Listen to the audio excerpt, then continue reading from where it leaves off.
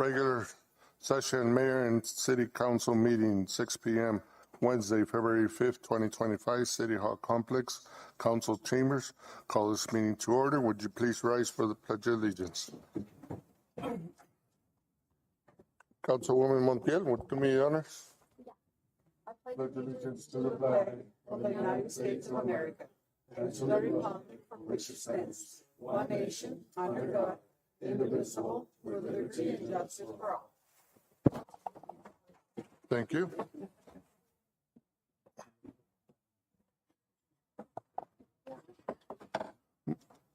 Move to call to the public. I call Ms. Mary Darling. Would you please come up and state your name and address, please? And ladies and gentlemen, it is 3 minutes, please. 3 minutes.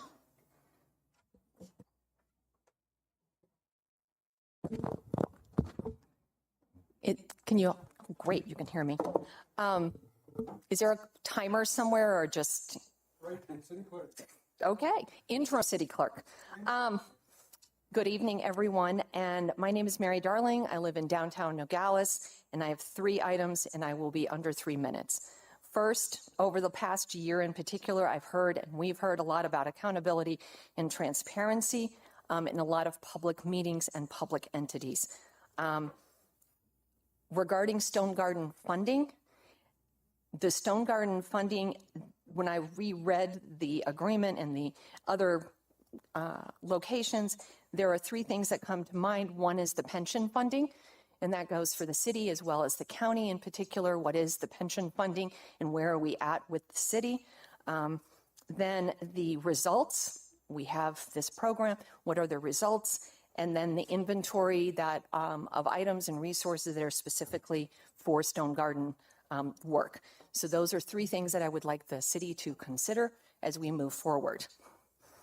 Second, there will be, or there appears to be, additional funding from a recent launch of a program that Governor Hobbs has announced of $17 million to be distributed across the country. City of Nogales will be receiving a fair amount of that money. And again, reading the attachment for tonight's agenda, trying to understand what the scope of that money will be dedicated for, might be something that the council might want to discuss in a future meeting or when it is appropriate. Coupled with, the second item has to do with the current change in federal administration, that there is now what appears to be a zero tolerance for immigration, and that is a good time to remind everybody, regardless of your status, that we all have rights regarding being deported or not being deported, or being held or not being held, et cetera, that we all have rights here in this country. And lastly, there are many, many, as I said, federal changes happening, whether it's tariffs, whether it's prices, whether it's deportation, and I think there are members of the community that may be stressed, high anxiety, concern, fear, that we all can be helping reduce or alleviate some of that. And I just wanted to remind everyone that give people grace, and that we all are in this together, and we are all looking for great outcomes for our community. And I wanted to just reiterate that we are a community and that we all care about the people that live here. So thank you. Thank you, Ms. Darling. Next, we move to Mr. Louis Parra. Can you please rise and state your name and address, please? You have 3 minutes, please. Good afternoon, Louis Parra, Nogales, Arizona. And if you'd like, I'd like to ask a question. If I could donate a stopwatch that we could hang on the wall for 3 minutes. 3 minutes right now. Last month, at a click of a button, at a push of a button, Mayor Maldonado converted me into that guy that disrupted the city council meeting, that guy that didn't respect the 3 minutes, although I've spoken here many other times, a couple other times, and I've gone over the 3 minutes and it was never addressed. That guy that had to be threatened to be taken out by law enforcement. I felt defrauded as a citizen of Nogales for many reasons. First and foremost, upon not letting me finish what I had to say, the public made many conclusions on my words that were highly unfair. And I do not align myself, defend myself, condone myself with anything with a councilman. However, that meeting, everything pertained to him. And what I said was how it could be used for a number of other people in the future. Politics is the long game. But we decide today affects everyone tomorrow. The council, the mayor have our future in their hands. We elect them. They work for us, okay? If I had to exhaust a minute, 2 minutes, 3 minutes more of that meeting last month, so what? There was no one else behind us. Just out of respect, we elect you. And I found out something that was very interesting. The public has no right to speak at a city council meeting. That's so crazy. I don't understand that. But anyway, I just thought I'd clear that up. I wasn't allowed to finish last month, so I came to clear that up. And unfortunately, I'm now that guy because of this guy. Thank you very much. Thank you, Mr. Parra. Next, we have Roxana Lopez. Please come forward and state your name and address.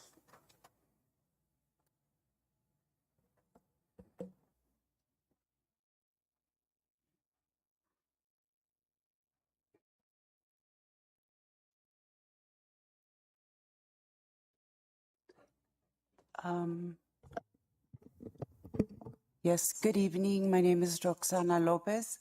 I live at 1420 East Bristol Drive here in Nogales, Arizona.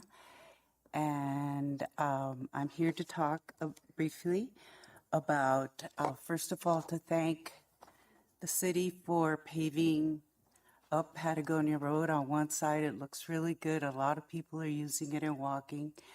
And but my question is, when will the other side be done? If it will be done, when? And if it will not be done, why? That's the only the question I have for that. I have been also still fighting for our street paving. I know we receive a lot of money through different grants, and money comes in.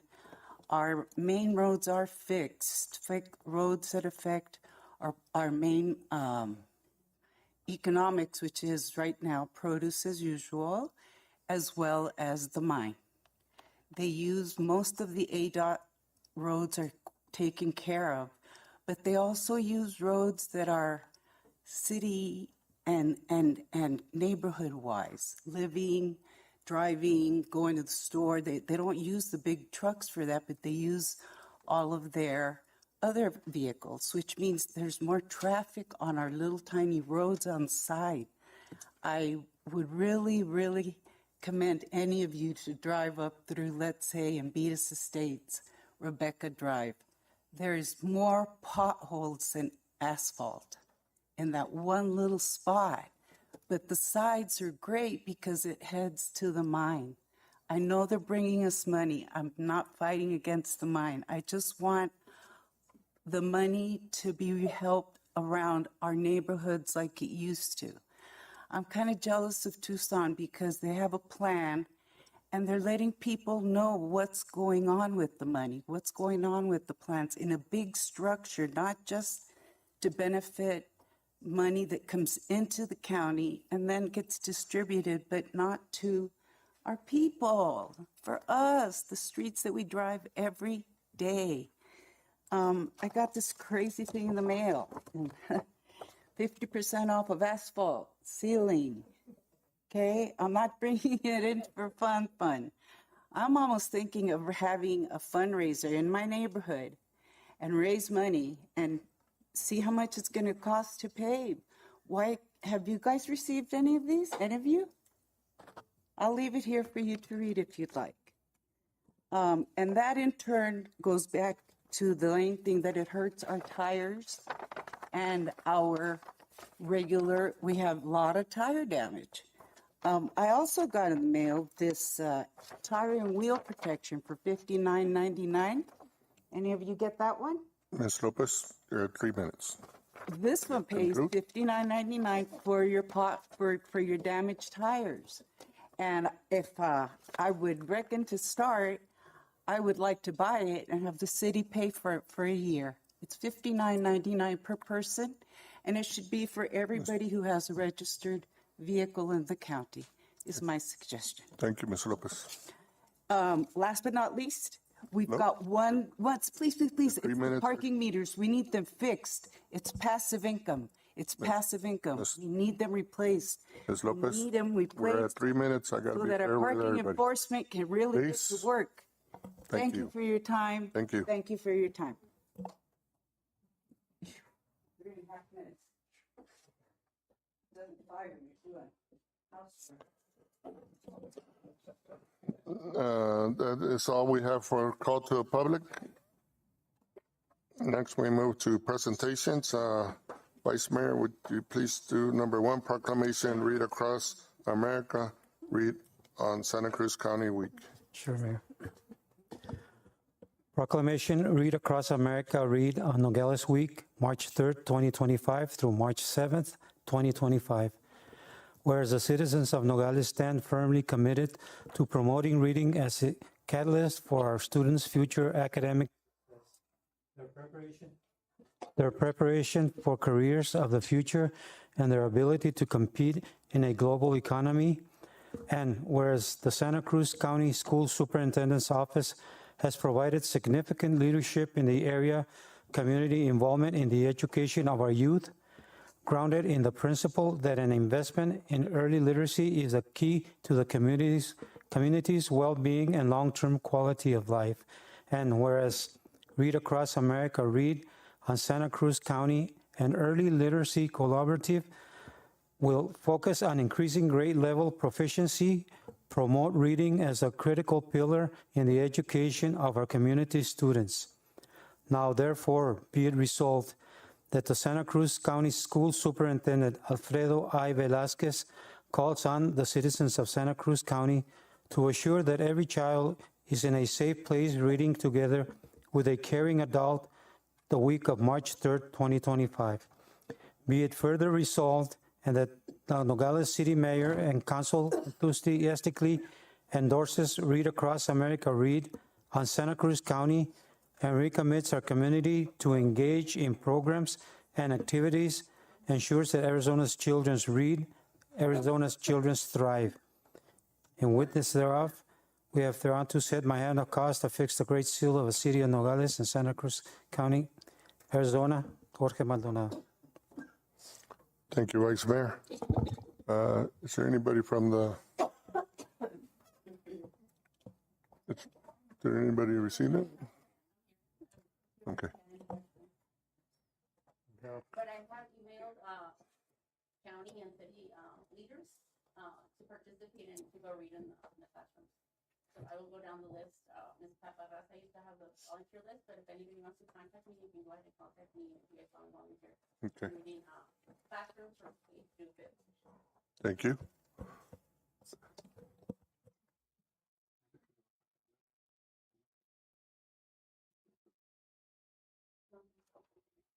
On the certificate, we have Miss Letty's Robertson's name, but she's on medical leave. So we'll change the name to the interim and have the interim's name, and we'll sign it for and give it to you. Thank you, and thank you for doing that for the school. Next, item number 2, presentation by the U of A and Calabasas Alliance for Environmental Quality Control Sensors, Air Quality Sensors. Mr. Bonilla. Yes, may I have Robin Lucky and Dr. Chris Lim here? Just for the record, Mayor, when I met Doctor, I thought he was barely a student at the U of A. Turns out he's already a doctor. Okay, go ahead. Thank you. Good evening, and thank you, Mayor Maldonado and council members. And a special thanks to Councilman Bonilla for allowing us to be on the agenda. My name is Robin Lucky. I am the president of the Calabasas Alliance. I live on the other side of the tracks in Rio Rico.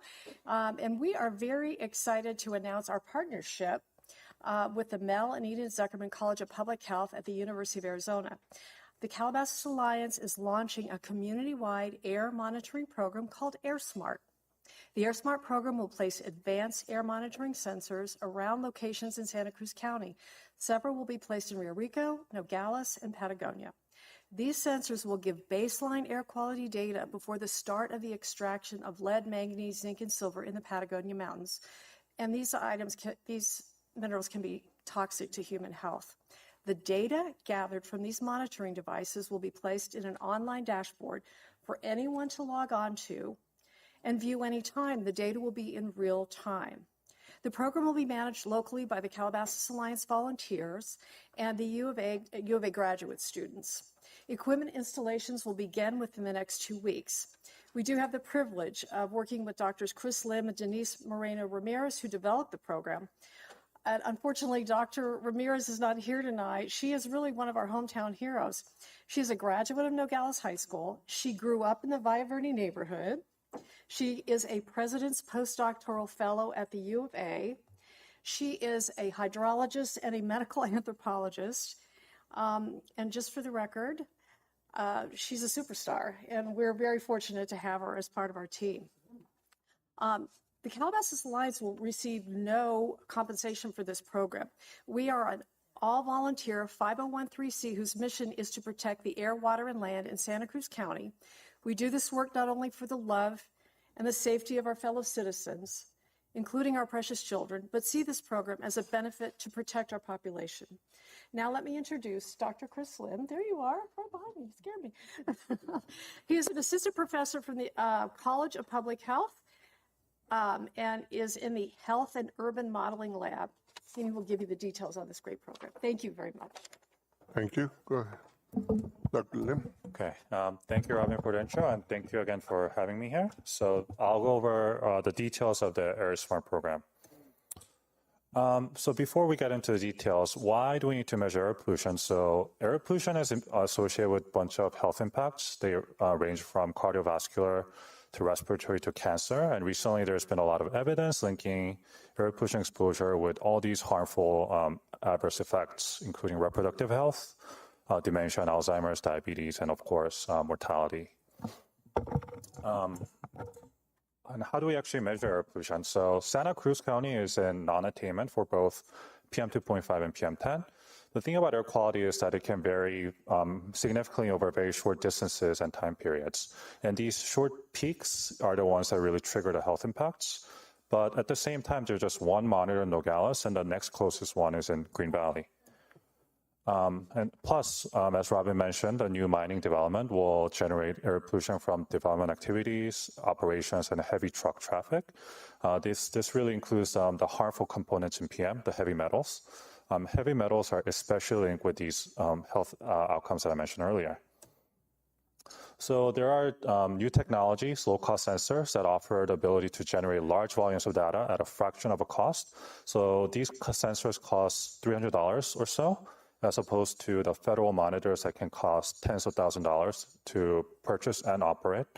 US EPA uses these sensors for wildfire smoke measurement, and a lot of government agencies, including California, they're requiring these sensors for measuring air pollution levels in their communities, working with community members.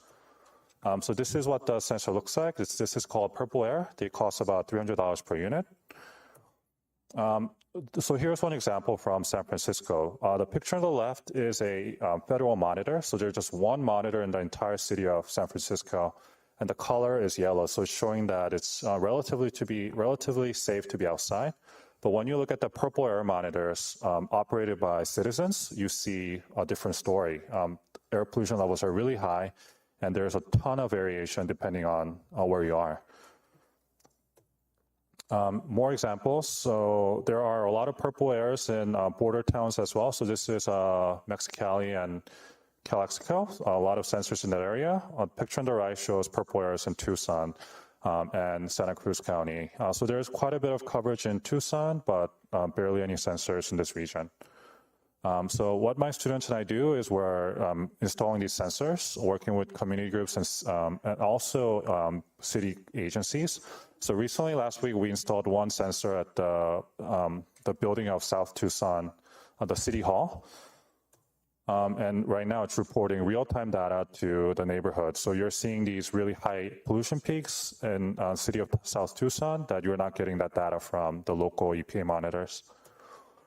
Similarly, we installed some sensors on U of A campus. You see the pictures on the wall, or the sensors installed on the wall.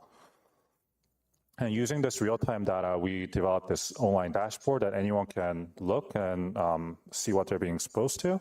So we installed about 20 sensors that are feeding real-time data to this dashboard so people can see real-time, again, what they're being exposed to. And the exposures are quite higher than you would expect. Another project that I'm working on is called Sunset. This is funded by the US EPA and led by Piedmont Department of Environmental Quality.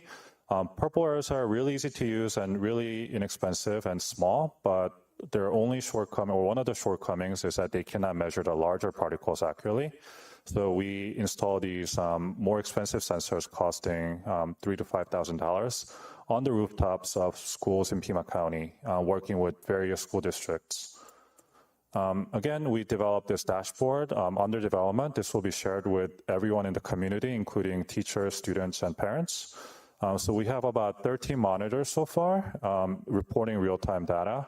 The dot you see on the left side, the yellow dot, is in Marana, a farm community, and we're getting really high levels of PM10 being reported. And we are also able to generate these plots to compare air quality levels across different schools. During a very windy day a few weeks ago, we saw really high levels of PM10. You see those like really high peaks.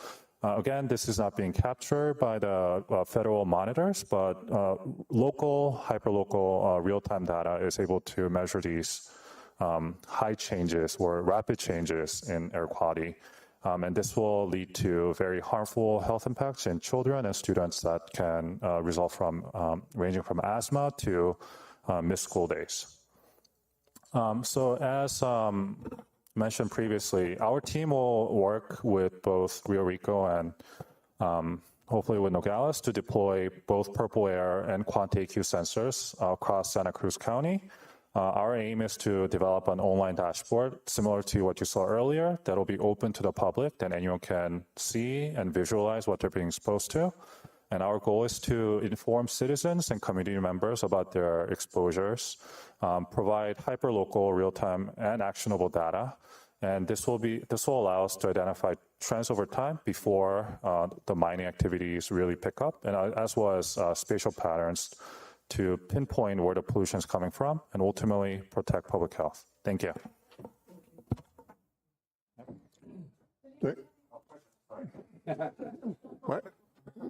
My question is there like a chart levels, so the public would know, these levels are moderate, dangerous, or not. That way, one is the presence, the other one is, how harmful is it? How much time does it have to be something that's that we need to look at and stuff like that. So do you have any data like that you could probably put in the in the data where the people could see see where we're at? And the other is, within the city, who would you feel is the best person or around besides, maybe our city manager and somebody in staff that you would relate this information or work with to, help you out? Third question is, I know the mine is also putting some monitors around, so I'm not sure if you're working with them or talk to them. I know other parts of the U of A, Misael Cabrera, which is part of the, I think, director of the mining up at the U of A. I think it'd be nice that you collaborate with them and work together, so we have, not redundancy, but work on getting information. Go ahead. Okay, I'll just answer the first question. So that's a really good question. So we could translate these numbers into like a color scale, for example, saying it's harmful, not harmful. We also plan to add some background information on the dashboard describing the health impact of air pollution and why it's important to avoid exposure on certain days or certain levels. But so we can upload all that information onto the same dashboard. Okay. As far as wanting to, if the city would like to put one of the types of sensors up, we can do that. We just recently had a meeting with the mine, and we're talking about, how could we work together to pay more attention to our natural resources. Pat does know about our monitoring program. We're going to see him again probably within the month. So I will let him know that we talked, presented. So you're right. We don't want to have duplication or have them too close together. But we think that downtown somewhere closer to the border would be an ideal place. So whether that's private or something on city property, we'd be happy to work with you on anything. All the purple layers require is an electrical outlet and internet. So, and pretty much the module layers, same thing. There is a separate fee of $500 a year that they require for using the device. And we could probably get some honorarium for that for the city. So it's really no cost other than electricity and internet. Okay. Anybody else have a question? Go ahead, Councilman Doyle. Yes, as you mentioned, downtown would be ideal place. Does height have anything to do? Like you want it on top of a building, the bottom, or? Yeah, I think ideally high would be above the building. Oh, good. Thank you. Ideally, we would want them street level, but we've experienced like some damage from, or purple air was stolen, for example. So we would want them kind of out of reach, ideally. Right. So above rooftops would be nice, or above somewhere where people can reach them. And the next question, I guess, I saw that they didn't quite get, either they didn't record or get stimulated for certain agents, I guess, in the air. This particular, what's the next monitor and the cost of it that would detect that? Okay, that's a good question. So this monitor I showed you, it does measure gases as well, but that's like they have two versions. So it's PM only or PM plus gases. So ozone, NO2, which comes from traffic. So that one costs about $6,000 per unit. Whereas the PM only version is half the cost. And PM means particulate Particulate matter, dust. Well, I think, since we're all a community, and I don't know if you presented one of our newer Santa Cruz County supervisors, I guess Supervisor District 1, Mr. Davis. And since he's here, I was thinking about the courthouse, which is county property more, but maybe working together and getting other spots, we could put those monitors but I'm just throwing that out there. And also thank you for attending this meeting today. And maybe we can, down the road, like you said, Mayor, work together with the county, having a joint meeting or something and taking care of mutual business. But this would be one of those things that could be on the agenda. Thank you. Thank you for... Thank you all for listening and being interested. Councilman Bodea. Mr. Colgate, I asked that Mr. Kramer, I am sorry. You're dating yourself. Mr. Kramer, I would like for the city to cooperate with this organization. I know that we saw some properties that belong to the city. So if we can a system and what they need as far as setting up their sensors on certain areas of our city properties, okay? Yes, certainly, Mr. Bonilla. Make sure of that. I didn't say Bonillas. I am sorry. Bonilla. But we can certainly do that, yes, because I think South 32, I think Pat Reisner stated, I asked him this question, and he stated as far as south of they were going to come would be the airport. So we certainly want something in this city, so we can certainly work with U of A in doing this. I think it would be a very good partnership. Well, good. Thank you so much. And certainly reach back to me and whatever we can work on cost and certainly get this going. All right, thank you so much. Thank you. Thank you, Mr. Lucky. Mr. Lim, thank you, and we'll be in touch. Thank you. Next, we move to item 3, introductions of Fire Chief and Parks and Rec Director, Mr. Kramer. I'll move over here.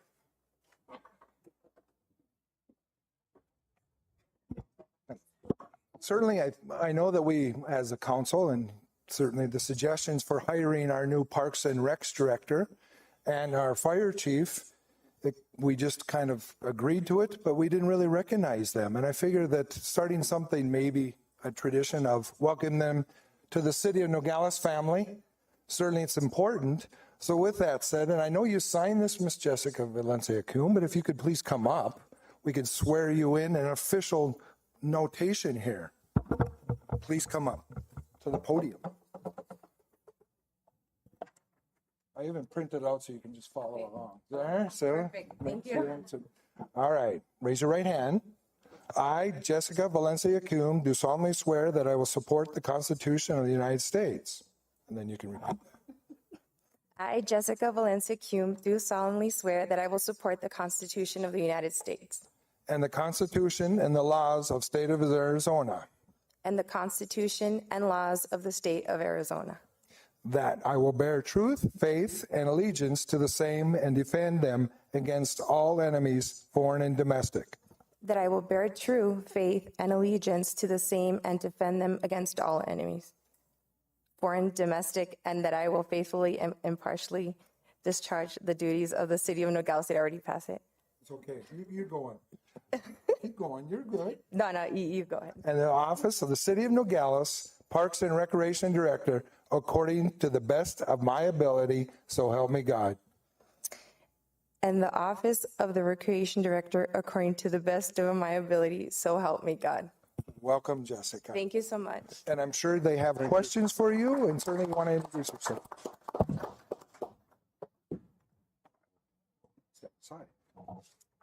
Good evening. Thank you so much for this opportunity. I just wanted to thank you all. Good evening, everyone.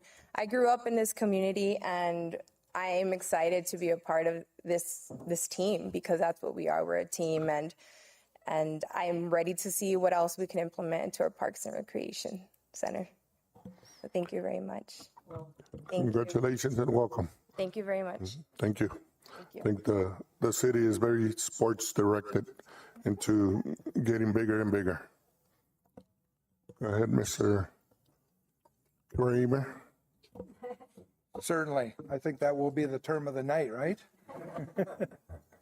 All right. With that said, if I can have the fire chief step up and his wife, certainly, because there's an honor to do as a wife.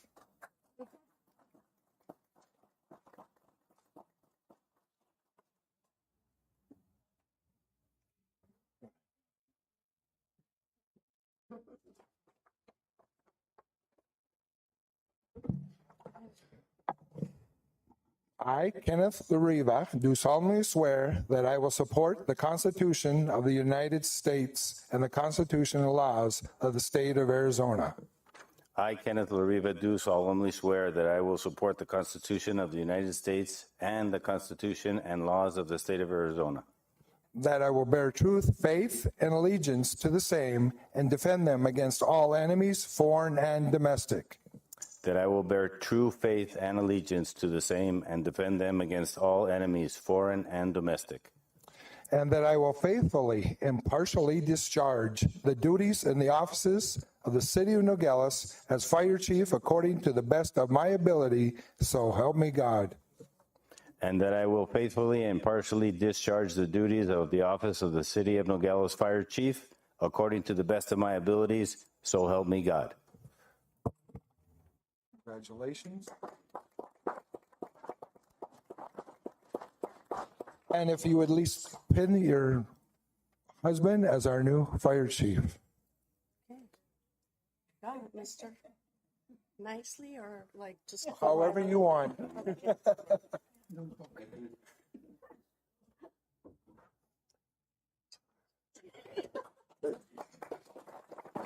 Thank you.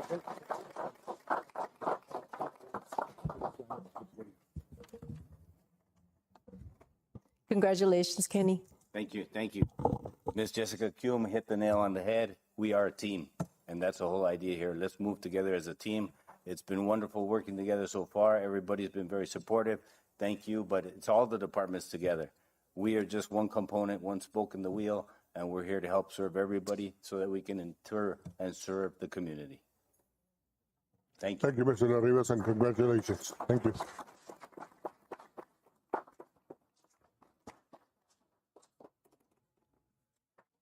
Next, we move to item number 5, City Manager's Report. Mr. Karam. Thank you, Mayor Maldonado. I was asked to do this in the beginning because apparently the meetings got on too long last time, and half the council said, "But Joel, we didn't even remember what you said." So that's why I moved it up to front. So with that said, just some of what I'm working on, and a lot of it may be repetitive, but certainly, when we go to council or councils go, or when I attend meetings, I attended the League of Cities for city managers. Well, prior to that, I reached out and I met with Mark Burns, who works for Arizona Capital Services, and I decided that under the budget of the city manager, that I will be bringing Mark Burns as a lobbyist for the city of Nogales. And he does work concurrently with the lobbyist that Santa Cruz County has as well. In fact, he had good recommendations from that person. So with that said, I'm meeting with him and meeting David Gowen, who is Gowen, I would say. Gowen or Gowen, nevertheless, I'm sorry, David. He is the head of Senate Appropriations. And I'm meeting him in Sierra Vista next Friday. And Mark said that he wants to bring more Senate and representatives. Granted, our locals are certainly, but it's important that we bring more people down. So we will be bringing more people to the city of Nogales, working alongside, especially with people from Douglas and Yuma of border cities and how they can help us. So hopefully this will be worth the $18,000 we invested, or I invested out of my budget to bring this for 6 months to see how this works. So hopefully it will go well. At that conference, I also, for those of you that all attended the League of Cities, they always have vendors, right? Well, the Parks and Recs, I know Jessica is new, but we had some bids for trimming the trees out front here. Well, none of them really came through, and our lowest was 35. I met Justin Menzel. He's West Coast Arbor Inc., and he came down, met with us, gave us a quote for $24,000. He will be trimming all the trees in this park and in front of the fire station, those 2 big trees as well, for $24,000. So I think it's important that when we go to conferences, we bring something back. That's always what I said. Anytime you travel for the city of Nogales, or back in my days of where I worked, you always bring something back for whatever you can help with that institution, wherever you're working. So I figured that with those 2, at least I'm gone from there. With that said, I also met with one of the engineers, because I am reaching out to the energy company, McKinstry. There's 4 or 5, as I explained to Saul Bonilla. And I have a conference call with the financial director to see what it will cost to the city of Nogales. They're bringing down the other engineer. I met with one of the engineers at the conference. They're going to do a walkthrough. We have provided information for that company regarding all of our streetlights, our buildings, and our HVACs. So looking at right above us and in other rooms and buildings across, we're using right now fluorescent. My goal is to get everything LED. There are rebates. I believe some of you that I talked about last time, Tom, I forgot his last name, works for Franklin Energy. The rebate program runs through the end of this year. It can be up to 60%. So with that said, the payoff is within 3 to 4 years. So it is savings, cost savings. There's what is called a performance energy. We won't go out for bond, but I'll just use that word. We're not going out for bond. However, the payoff for both school districts paid it off within 3 years earlier than what was expected because of the cost savings on energy and savings throughout those school districts. So again, I'm not tying the hands of the city of Nogales. They are going to present, but I am moving in that direction with those companies. Also, Johnson Controls, and we did work with Mr. Barsonis and Gene in finance. We are going to have them come down and study all of our water meters. I know that's been a big talk, but certainly how we can get that up to date and how we can actually possibly get something going that will be very good for each and every one of the people in this city. We also I have this Friday coming through. I have Johnson Controls coming in to inspect all of our buildings because I want to get everything upgraded for our fire systems, fire control systems, fire alarm systems. We need to get all that updated. And again, that's something that our person that's safety, I haven't found that safety person yet, but we'll be working with that. There's another walkthrough coming through that he's been down here twice, or first time was, he's coming down again I believe this Thursday, tomorrow. We'll be here for cameras and security systems as well. Cameras, including what I've talked to each and every one, parks and recs with our parks. So yes, we'll find out who was actually smashing those houses during our Christmas celebrations. But that's important too, to also cut down on the theft and everything to that effect. So that is, I'm working with them. As I said, I've already talked about that, about McKinstry. I did find out from this company, it was well ranked, and it has been used across this country because I just don't buy things. I do my research. It's called Learn, Design, and Apply. I have this conference call again tomorrow, so I've got like 3 conference calls and a walkthrough tomorrow. Nevertheless, we have purchased this. It will be issued to all the directors. Will have access to this site or website, whatever this company will find. For instance, every state and federal grant, and those of you that know grants, there's 30 to 40 pages of it, correct? They cipher through it, they condense it down to 1 page. And then we can grab that 1 page, because then I'm going to another one that is NU Grants, and they will also work with us in that process to help us if we find a grant that we like. For instance, if housing finds a grant that they like and we submit it, they will tell us, Joel, your success rate is about 80%. You probably can get this. If we submit it, they'll write it for $5,000 for each grant. If we don't get it that first year, they'll resubmit it for free the second year. So their success rate is 80 to 85%. So we are going to be doing that. I have a conference call with them this week. All directors will have access to that. We are working with Finance Director Gene. We do have somebody, if we do start doing well with this, and we are going to start managing our grants a lot more appropriately and accordingly, so we know which each department is doing, because we will move one of her position people into managing the grants as well. So that will be very helpful for council to know exactly, and everything will come through you if we do get any grants, so you'll be well aware of those grants coming through. Because I know there are times you're going, what's going on over here? Well, you're going to know. And that's what we're trying to do and work on, and that's what I'm trying to do is work on, is getting the grants, getting this energy program, getting the whatever time we have together doing this, at least it'll be a good investment for the future of Nogales. Besides my daily activities, that's what I'm doing on the side, I guess. Thank you. Thank you, sir.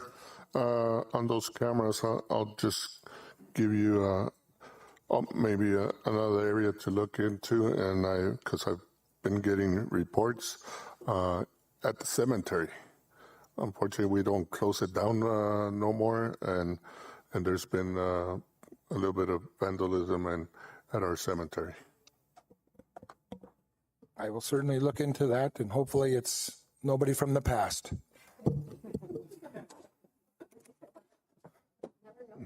I'm not sure they're getting up to do that.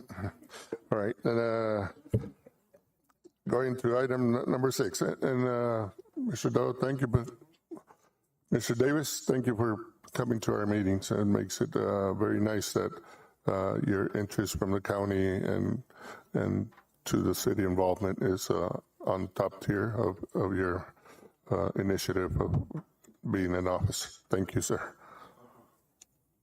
Next, we move to number 6, discussion item, action items. Number 1, discussion possible action in-kind support for April 25th, 2025 event at Palo Duro Fiesta Carne Asada Boys and Girls Club. Mr. Celaya from the Boys and Girls Club. I don't see him around here, but this is in kind for the annual Carne Asada. We had the first time last year.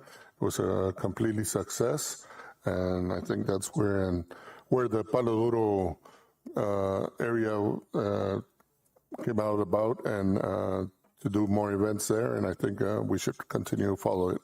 So with this said, I move to go ahead.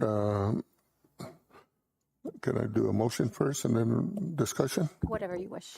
I move to do this in kind for the Boys and Girls Club. Do I have a second? Okay, now Ms. Montiel, discussion. Mr. Estes, I have a legal question. I have a legal problem too, but that's another issue. Tell me a little bit about the liability when we're talking about when people are starting now. For example, the Boys and Girls Club is going to rent. I call it rent, I guess, because they're going to use our facility to have this event.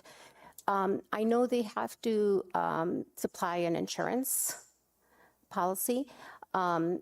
Is there anything else that we need to ask of anyone renting any facility in this, like in this situation?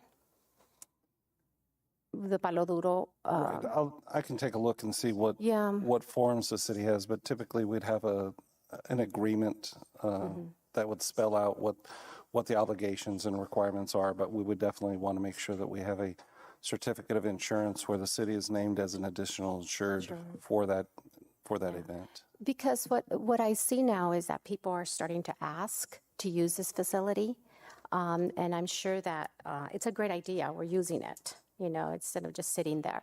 But I'm sure people out there are going to start asking the city manager to use it for parties, for events.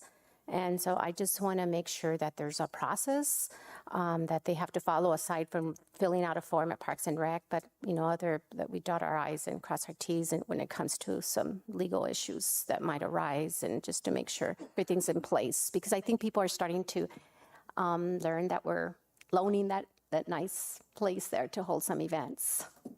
Correct, and then that raises the issue where if you start allowing it for one group, then you start allowing it for more, and then you need to have a policy in place as to. That's where I'm going. Time, manner type restrictions, because then you can't restrict the type of entities that would seek to use that place. But you can put rational time, manner restrictions on it, and have a detailed policy as to its use if you're going to limit it, because you don't. What if someone wants to reserve it or use it every night or every weekend? I've already had that request, so that's why I'm asking. So I'm sure you'll work on something. We can. Thank you. Mr. Kramer, you have a comment? Go ahead. Yeah, I certainly want to thank you, Councilwoman Montiel. That was actually one of the conversations I had with our new Parks and Recs director, was creating, along with legal, but not just with Parks and Recs, but every facet of our facilities, is creating a facility use agreement and creating so other entities that come in will be able to fill that facility request. And we do have the capacity to do that online as well, and to submit their liability insurance, things to that effect. So we are looking to do that. Granted, it's going to take some time to get that going, but once we have that, I'm hoping we can have that for next fiscal year and getting those agreements, much like the school districts use. From those of us that worked in school districts, we certainly use that for facility use. We set up fee schedules for certain groups, and So certainly thank you for bringing that up. But I think it's very important. So thank you. Mr. Bordeas? Mr. Estes, since Palo Duro falls under Parks and Rec and it is part of the city, currently at all our parks, there's no alcohol allowed. So right now we set a quinceañera. So would they be able to bring in their own alcohol for these type of events? Because currently at our parks, there's no alcohol allowed.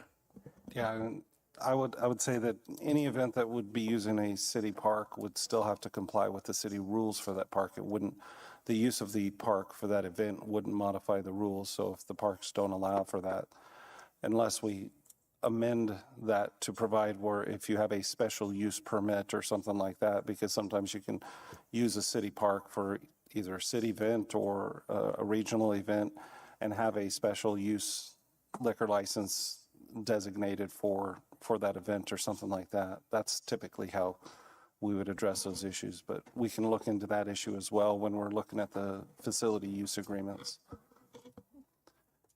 Go ahead, Vice Mayor. Joe, going back on Mr. Bonilla's question, we do use the like Pleasure Park on 4th of July, and there's alcohol sales there. So I don't know if there's an agreement with the city or a policy. And again, I can take a look at what the current policy is. You know, as long as we have something in place that's uniform and applied, and you know, because specifically like when you get into the sale or use of alcohol, you want to make sure that the insurance coverage is proper for that, and all those different things. And I know you can't have a quinceañera without having alcohol, so it's. Yeah, and just Mr.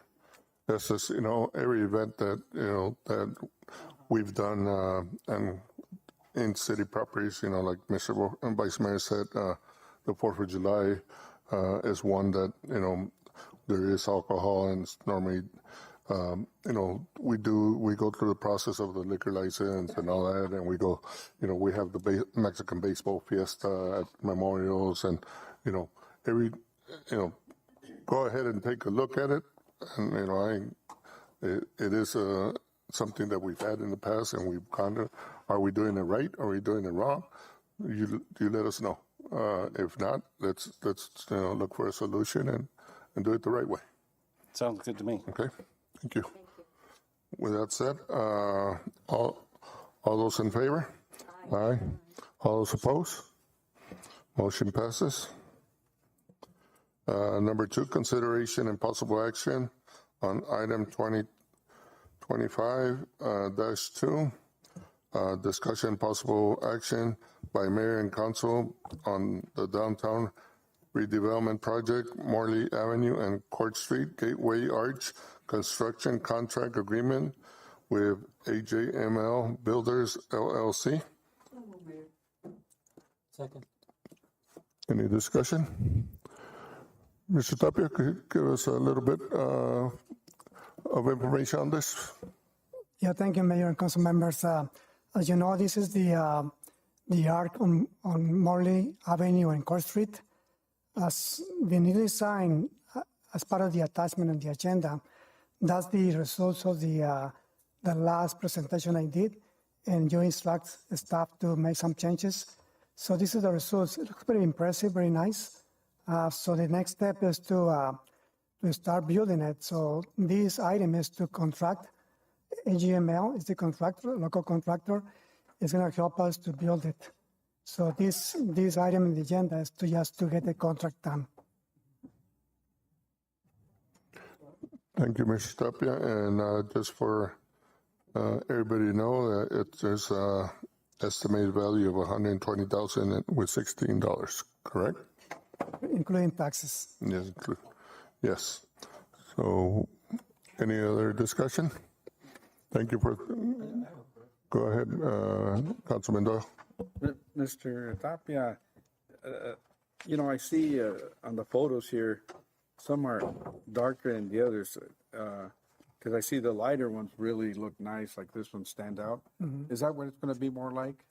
Well, yeah, the colors will be a specific colors based on the design. those are just schematics, but the actual colors are going to be something like that. Because this looks beautiful. Very nice. I hope it turns out that way, but it is. Yeah. The whole design and everything looks very nice. Yeah. Thank you. Very nice. Vice Mayor? Mr. Tapia, and this bid is just for the arch, right? What about the footings that we? Yeah, we're still getting bids for that as part of the footings that we have for the design and the sidewalks. You remember on the two corners on the south side of Morley Avenue, those we had to create a boulevard and locate the posts on both sides of the street. That's still under bids. They're still looking for prices. But this is just for the arch construction and the materials. So we have to work on the footings first before we Yes. go with the arc, right? Yeah, just to get it done, this one, and then the next step is just to get the actual concrete. Because I'm working with the other city staff to coordinate the asphalt also and the sidewalks. So we can get some city staff to help us as well. Are you doing that through a contract or are you doing it through in-house? No contract. Thank you. Thank you. Councilwoman Montiel? Yeah, I have a couple of questions. I see, of course, you went out to bid. Was that the lowest bid or, yeah? Yeah, we as you remember, the intent is to get local contractors. That was my Local next design. question. It's a Yes. local. So we got three companies, as you can see there. Yeah, I saw that. But my next question is, I know you have a committee and there's a committee member here, Mary Darling. Did you involve the committee in choosing this design and also this contractor? Well, the design. The design. The contract was basically talk to the contractors and provide the drawings so they can provide the cost estimates back to us. But the committee just present the last design and they agree with the last design. Okay. It's part of your feedback that I got last time. But going back to the question, they weren't involved in choosing the contractor. No, not the contractor. Okay. Because that's more confidential information that just to whoever bids the numbers, the lowest.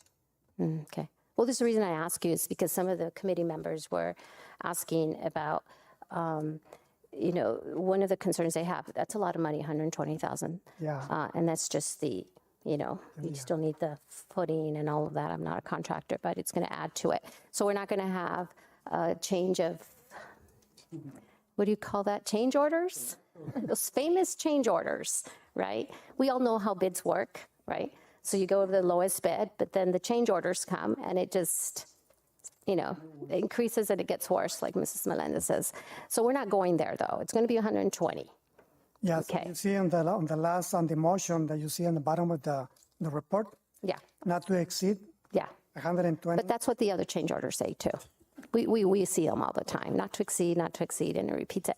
Because, it's a lot of money and we still need to work on a lot of other things that the committee is asking for, which is, that's the goal, right, is to completely transform that area as much as we can. Yeah, thank you, Councilman Montiel.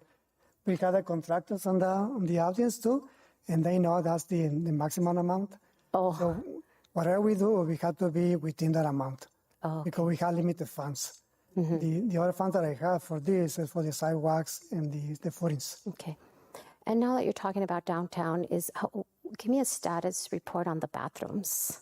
They're still closed, and I took a look, and they're just not even the beginning of putting like the toilets and all that stuff. When is that going to be done? Yeah, thank you for that question too, because we going doing the inspection tomorrow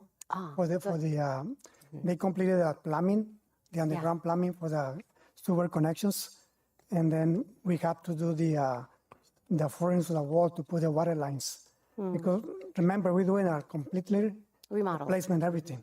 Yeah. So we have to dig into the concrete and put new sewer lines and then connect it to the street. Yeah, so it takes time. It was a lot of work, but yeah. And now they're moving a little faster. Thank you, but out of the subject. What? Excuse me? It's a different subject. Yeah. Well, no, because the reason, I know it's a different subject, but now that you're here, I wanted to ask you to, because we have committee members there that are asking to see where we're at with all of this. It's been a long time. I think it's, 3 years or so. So, but thank you. Thank you. Mayor, Legal has a little. just want to point out Point that out. the contract that's attached to the agenda isn't the updated contract. I made some changes to the contract that didn't get put into the agenda that include bonding requirements and update contact information and stuff like that. So we'll make sure that the correct contract is used, but the main material terms of the contract remain the same. But just wanted to point that out. Thank you. Well, thank you, Mr. Tapia. With that said, all in favor? Aye. All opposed? Motion passes. Thank you, Mr. Tapia. Going to number 7, financial monthly report. Number 1, financial report, December 2024.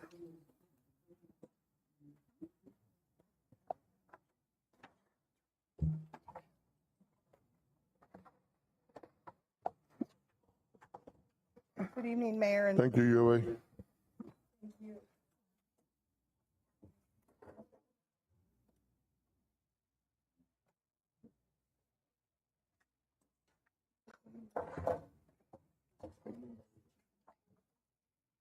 in front of you, you have the December 24 financial report. So through December, we should be right at 50% of our overall budget. So if you would look at your table A, this is our general fund. And in the general fund for revenues, we have collected $16,529,044, and that's 60% of our budget. For expenditures, we have expended out $15,945,263, which is 42%. You'll also see in Table A is our shared revenue, and we have collected $4,985,728, which is 51%.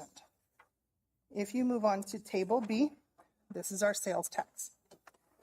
In December, we collected $1,555,657. Gene, Yes. can you let me interrupt? Mr. Kramer, normally we've had this on the screens. Is there a reason why we don't have these? No, we don't put this on the screen. Yes, we've had it. We can start in the future if you like. We certainly, yeah, we can start in the future. I have no problem putting anything out in the public. Okay, no problem. Absolutely. Thank you. We'll start that next month. Absolutely, you. sir. Now I have to remember that. Remind me. Okay, so for sales tax, that brings us $927,882 above this point last year. If you move on to Table C, that is just the breakdown of the general fund of each department. The ones that are still highlighted in blue are the ones that are above 50%. A lot of that, they're getting closer to the amount, but a lot of that is all those big contracts and large capital items that were purchased at the beginning of the year. If you move on to Table D, this is our HERF and overweight. For HERF, we have collected $1,546,576, which is 60%. And for overweight, we have collected $149,156, which is 50%. For expenditures, for HERF, we have expended out $1,866,121, which is 50%.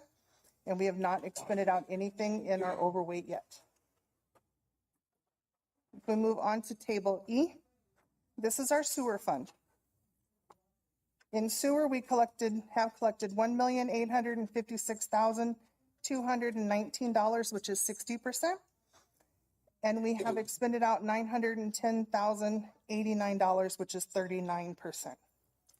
If you move on to Table F, this is our water.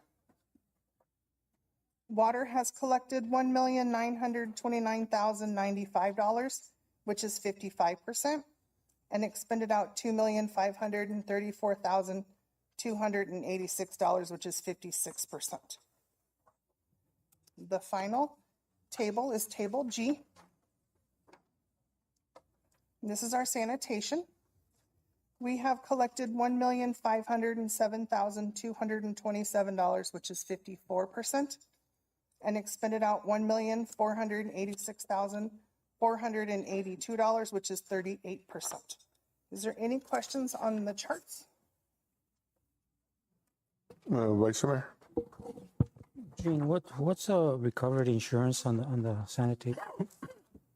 So when it comes to recovered insurance, if we have any loss where we have to turn it into insurance and then we recovered some of the expense, that's what that is. And you'll only see that if we have an insurance loss. We always kind of hope we don't have losses, but we always have losses. And usually we'll look like for this coming year's budget, we'll look at what we actually received in from this year, and then we can make adjustments. We don't want to put in too much for revenue and then not get it, which we'd rather not have the insurance claims. Thank you. Any other questions on the charts? I have a question. Mr. Kramer, what are we following up on recovering those accounts that are delinquent with the sewer and sanitation?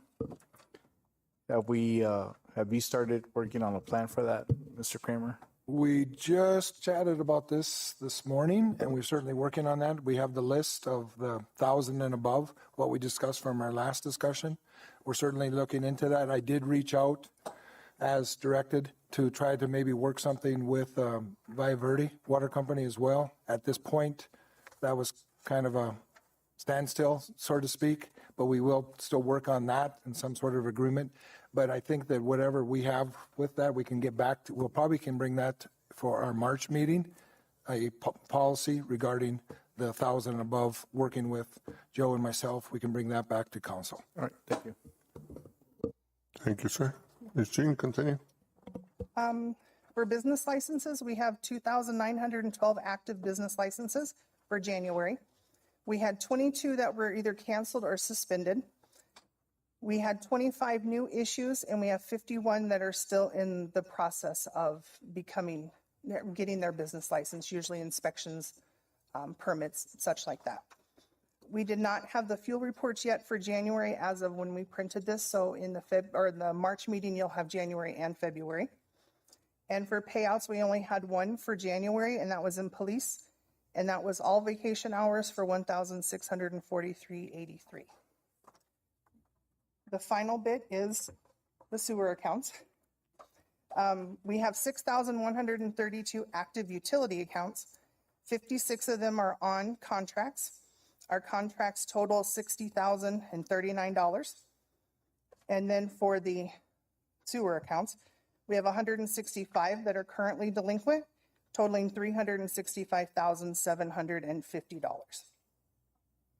Any questions on that besides the one that Mr. Kramer answered? Thank you. Thank you.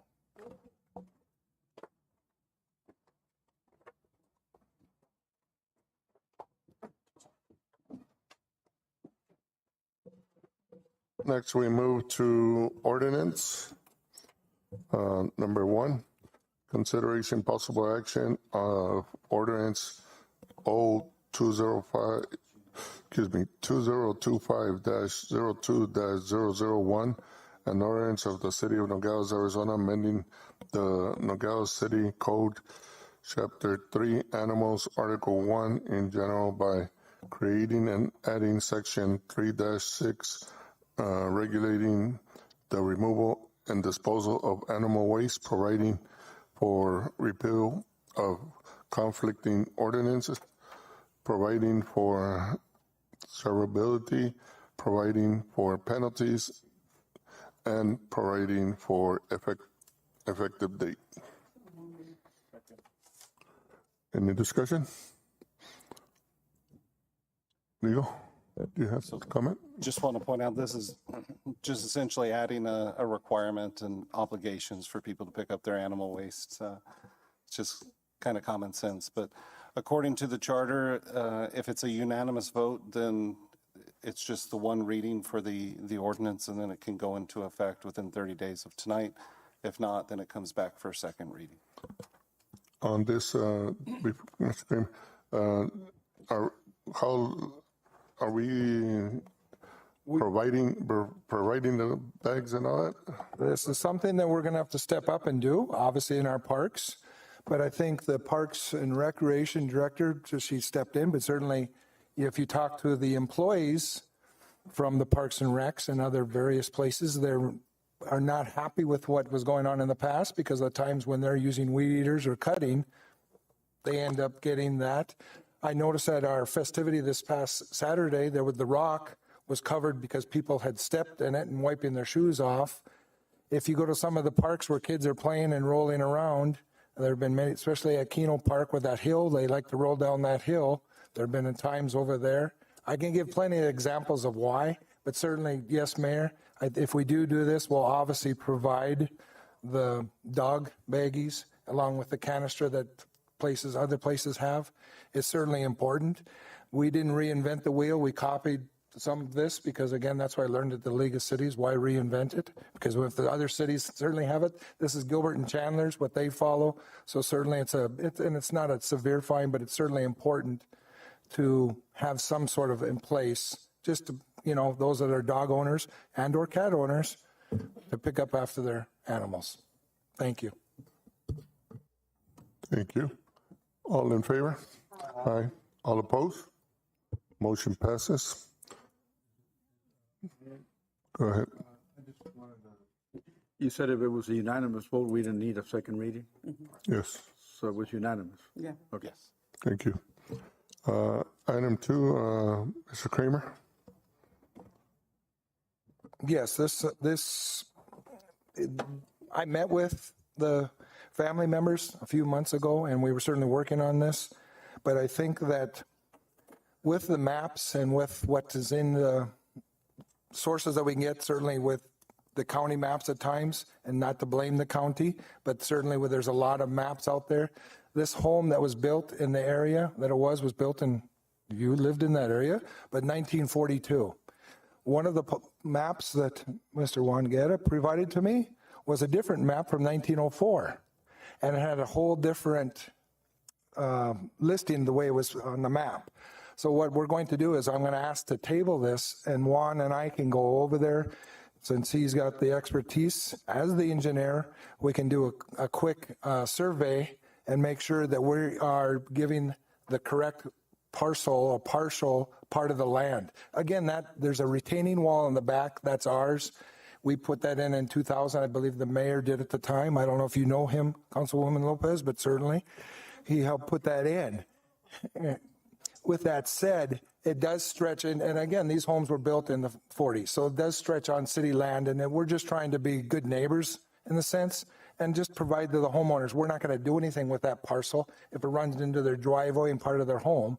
So we're going to just make sure that we get the right area, and we'll actually, the next door, we'll make sure if that is too, maybe we'll notify them as well of saying, hey, this is what's going on. You may want to do that as well. So it's just what we can do as a city for homeowners that have been here for that many years, quite a few years, those of us that know that. Mr. Doyle, you probably know that for a fact. Some of your brothers were probably running around in the neighborhood, but nevertheless, it's important that we do this, and we do it right, though. We want to make sure that we don't infringe upon any other homeowners. So thank you, Mayor, and I'll ask that you just table it until we come back to you with correct information or updated. With that said, I move to table item 2 on ordinance. All in favor? Aye. Aye. All opposed? Motion passes to table. Going to number 9, reports. Update on Police Department body-worn camera implementation. Chief Jimenez. Good evening, Mr. Kramer and members of the community and members of the council and mayor. Mayor, if I may. Go ahead, sir. I'm going to give an update on our body-worn camera program. We applied for what's called the Small Rural Tribal Body Worn Camera Grant back in the winter of 2024. This grant proposal was also included in our fiscal year budget of 2024-2025, which you, council approved. We then moved on to phase 2 of the grant, which started in July of 2024. And after submitting this grant, the agency requested that we submit department policies and also quotes of potential vendors that we were going to get these body-worn cameras from. We submitted that, and eventually were awarded this grant in the fall of 2024, and it was presented to council and approved at that time. So we proceeded to our next phase, which was phase 3, and we had several vendors demonstrate their body-worn camera equipment in October 2024, and ultimately we chose the vendor Axon, and I'll explain why. Axon is the leader when it comes to body-worn cameras out in the police world, but also we were lucky enough to have Marana Police Department donate 52 brand new body-worn cameras to the Nogales Police Department, which in turn allowed us to save considerably a lot of money. We initially, sorry, I got a little ahead of myself. And once we get these cameras on hand, which we do, we will also have additional funds to purchase brand new ones to have in stock. So in case there's a need for a camera that breaks or goes down, we have them to replace them. Also working in collaboration with Mr. Kramer and the City Attorney's Office, we took steps in, and you'll see it here in one of the orders, which is number 11. I'm sorry. Yes, number 11 is the order, and number 1 is the item, where we decided to have the fees for records and other related documents in the police department updated, which also includes now that since we're going to have body-worn cameras, when we have a request for footage from the community or other entities, whether it be prosecuting or defense type entities, we have to have the right amount of fees for these. You know, this body-worn camera program does encompass a lot of video footage, and retrieving this from the body-worn camera footage is costly. So we just wanted to make sure we were up to date and had everything in line that's approved and listed under the Arizona revised statutes that apply to body-worn cameras. Also, and working in collaboration with our IT department and Datacom, which is one of our vendors, we created a charging docking station here at the Nogales Police Department that will be where our body-worn cameras will be charging and also uploading the footage into our system here in the city. And we also took advantage of that opportunity to include a charging station for our tasers and our police radios.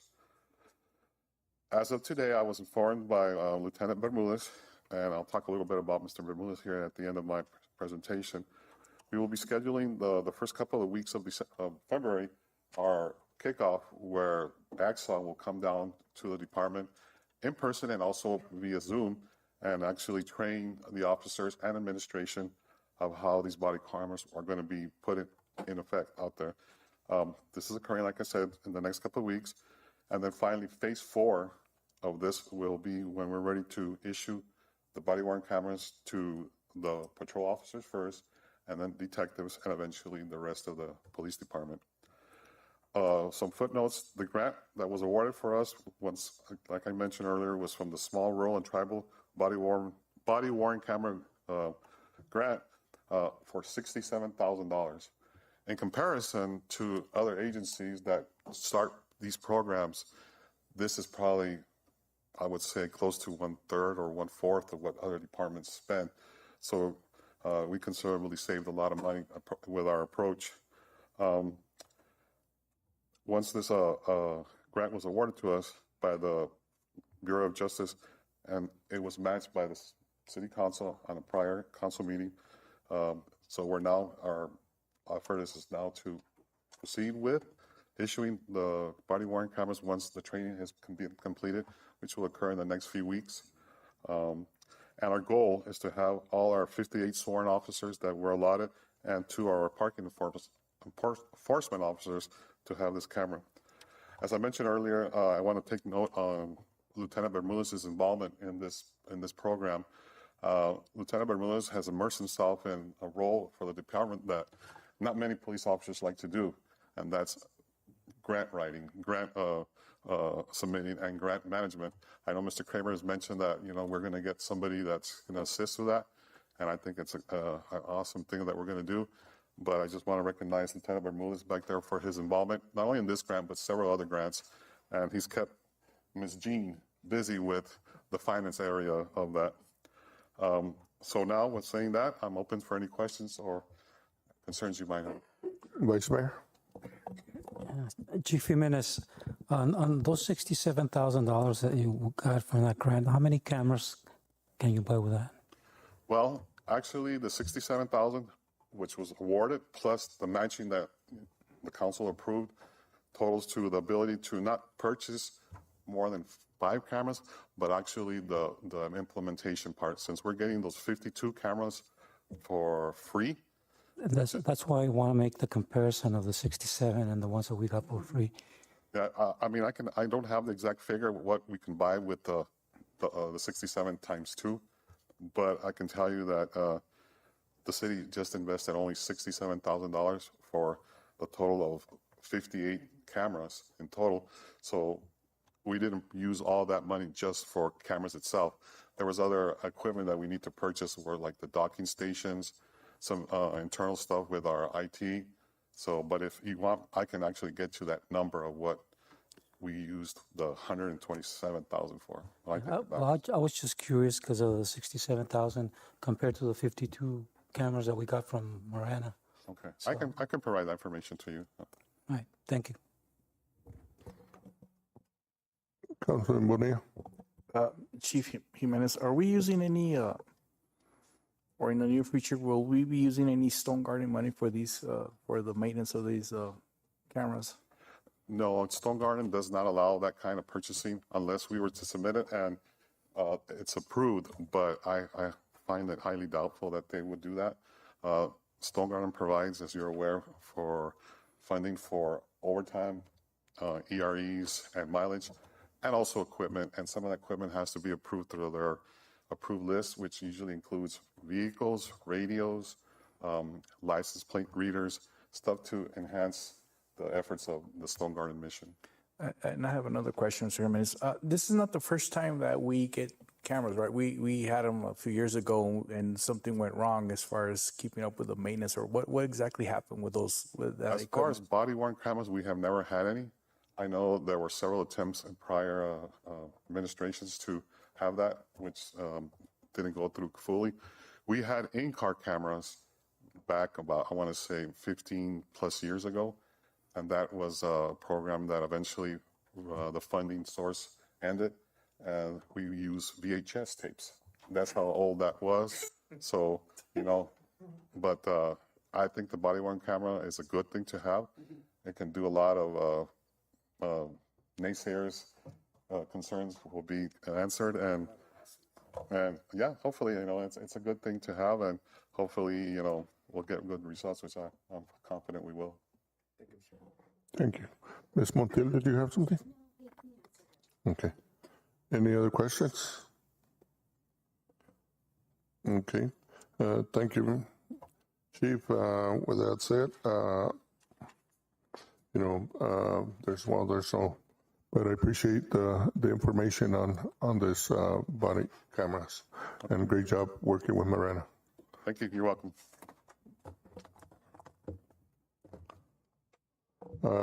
Going to item number 10, liquor license. 1, consideration possible action of liquor license 2025-1, application for special event liquor license for Ms. Heidi Ramirez for Lourdes Catholic School for a fundraiser March 26, 2025. Any discussion? All in favor? Aye. All opposed? Thank you. Going to number 11, orders. Consideration and possible action of orders 2025-02-003. An order of the mayor and council of the city of Nogales, Arizona, establishing and adopting fees for certain police records and providing for repeal of conflicting order. Okay. Any discussion? All in favor? Aye. All opposed? Motion passes.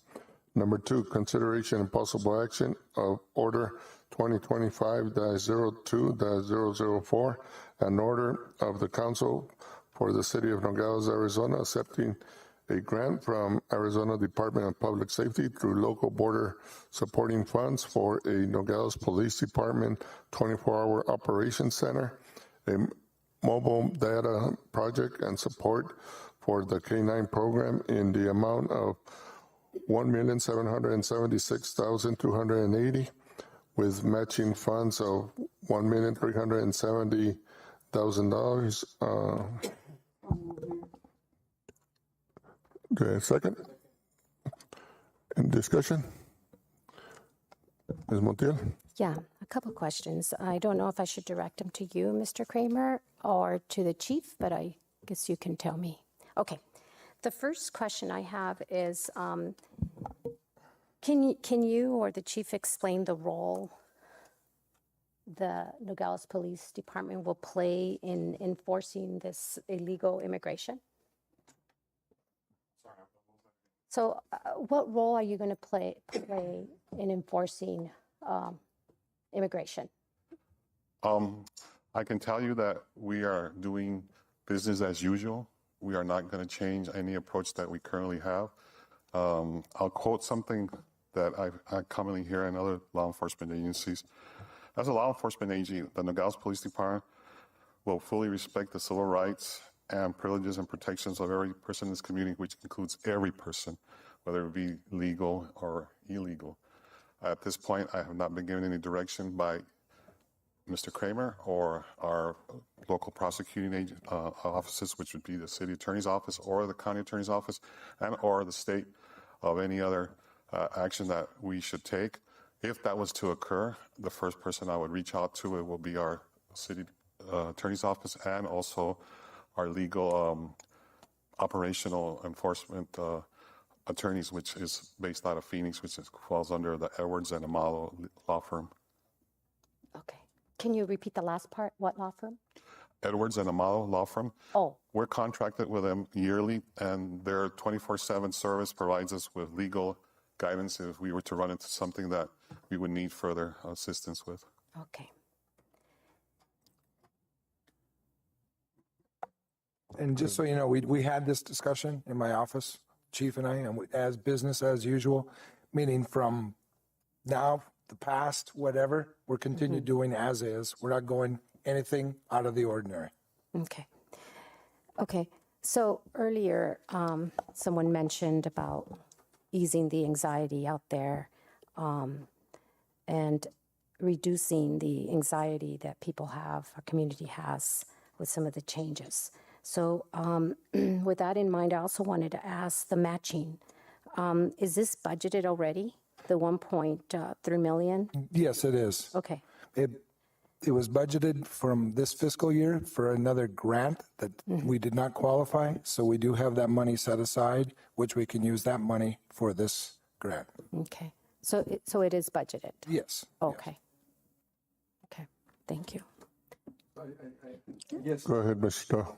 I guess I was just going to follow up on that. And again, those matching funds are already budgeted. They're set aside for that. Yes, I have it right here. There was actually 15 million set aside for a grant that we did not qualify in the police department. So we'll have that money set aside for this grant. Okay. I know, Mr. Doyle, you had asked me that earlier. You had called me and we chatted, but I did have that. I didn't have that information in front of me. But yes, it is there. So I will stand by with what we have here in writing, and I will support that. Okay. Thank you. Thank you. Thank you, Mr. Jimenez. With that said, all in favor? Aye. All opposed? Motion passes. Mr. Kramer, back to you on item number 3. Yes, thank you, Mayor. With what was stated for item number 3, and it does talk about the Stone Garden grant in the amount of $462,000 and reimbursable for overtime there should be per diem and mileage. Per diem wasn't listed, but we can use that for per diem and mileage. But the question of the night is the overtime. I did reach out this moment. It was Michael Vasquez who did your last bonds, and we did converse with him. He will come down here this next month. We already asked him to come and speak to council, certainly in regards to this and any other questions we will have about our bonds. And certainly it's important because there's other information on some grants as well that you need to know. And certainly he's willing to come down. I did send him an email probably about a day ago or this morning, I believe it was. He didn't reach back. It was yesterday, and he didn't reach back to us. I did also reach out to Harold Green, who works for the state, and I left a voicemail for him. He is part of the retirement fund for the safety officers. So, and the person that I chatted with first, they said this question is popping up a lot more from cities, counties. So that person directed me to Harold Green. So as soon as I get that information, I want to make sure that we are not doing anything to encumber us with the unfunded liability and affect any fact of what you passed as council in the years past to correct those actions for overtime. So with that said, until I get that correct information regarding this one of the three, because again, travel and per diem is safe, but it's not overtime. So as soon as I get that information, I would ask that we table this for our next council meeting in March. I have a question. Go ahead, Bonilla. Mr. Jimenez, just for the record, and I'm seeing here the reimbursable overtime. All of Stone Garden's overtime includes the EREs, right? That's correct. So we don't really need to worry about this, because I noticed on the newspaper, the Santa Cruz Sheriff's Department left Stone Garden, and one of the reasons was because it was said that the EREs were affecting a lot, but it was attributing to the unfunded liability. But this is a discussion that we've had in the past, Mr. Kramer, and it did take us a few meetings to figure it out. But Stone Garden does cover all the EREs for overtime or in any hours that are paid by Stone Garden. I did not find anything in writing specifically to that. That again, that question is arising, as I stated. Certainly, I want to get that information from our retirement person in the state of Arizona, because if this question is being posed, I want to make sure that we're following it. I didn't find anything that said verbatim that the grants will cover the overtime cost that we will not have to assess onto the city. All right. So once I get, that's why I want to table this, because I want to make sure that we have the correct information and in writing, not just, what the paper says or what the press says or what other cities are doing or counties. We are in the city of Nogales. We'll make sure that we do it the correct way, and we'll get the correct information. Go ahead, Councilman Doyle. I think the whole council appreciates that, Mr. Kramer, to make sure that it doesn't affect the pension funds or anything else that could throw things off. If you could make sure that gets cleared before we go on with this. Thank you, Mr. Doyle. Yes, we don't want to go that path because you've already corrected something from the past, and we don't want to get to that position. So thank you. Just a question that just came up to mind. Is there any details with timeline on approving this, Mr. Jimenez? Are you referring to if the item is tabled? Yes. No, actually, this is the first step of the approval proposal, and we do have some time to work with. Okay. I had a short discussion with Mr. Kramer prior, and that was agreed that once more information is provided, that we can bring it back for the next or future meeting. But there is 2 items though, so I appreciate it. Any questions? Thank you. Have any questions regarding that? Okay, with that, thank you. Thank you. With that said, I move to table item number 3. Second. All in favor? Aye. All opposed? Motion is to table item number 3. We go to item number 4, consideration possible action of order 2025-02 2022-006, an order of the Council of the City of Nogales, Arizona, approving a sub-grantee agreement with the Arizona Department of Homeland Security for a stone garden grant in the amount of $424,206 in reimbursement equipment purchase. Second. Any discussion? All in favor? Aye. All opposed? Motion passes. Number 5, consideration and possible action of Order 2025-02-007, an order of the Council of the City of Nogales, Arizona, allowing the Nogales Police Department to sign a contract with Hope, Inc., Mariposa Community Health Center, and the University of Arizona Prevention Research Center as part of the Department of Health and Human Services SAMHAS grant approved by City Council on September 11th, 2024. Contracts would cover the life of the grant for the next 4 years to support efforts to migrate and overdose in the community. Any discussion? Go ahead, Mr. Doyle. Yes, I wasn't able to get to this one and do that, but what is the amount of money that the grant covers for this?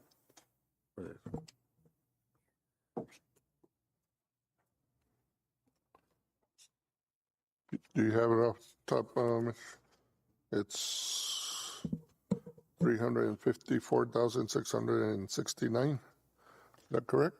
Mayor, if I may?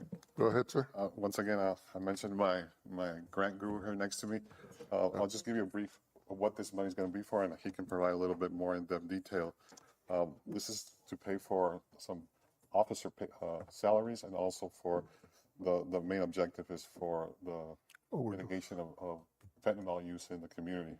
So the amount that it's actually, it's broken up into different areas, but I'll let Lieutenant Bermudez get a little bit more in depth with that question. Hi. Go ahead, Mr. Bermudez. Mayor, City Manager, community members. So when we wrote this grant, it was to help mitigate overdoses in the community and to work with organizations around the community to, well, that's a goal, to mitigate all our overdoses, which we've done a good job, but this just allows us to do more.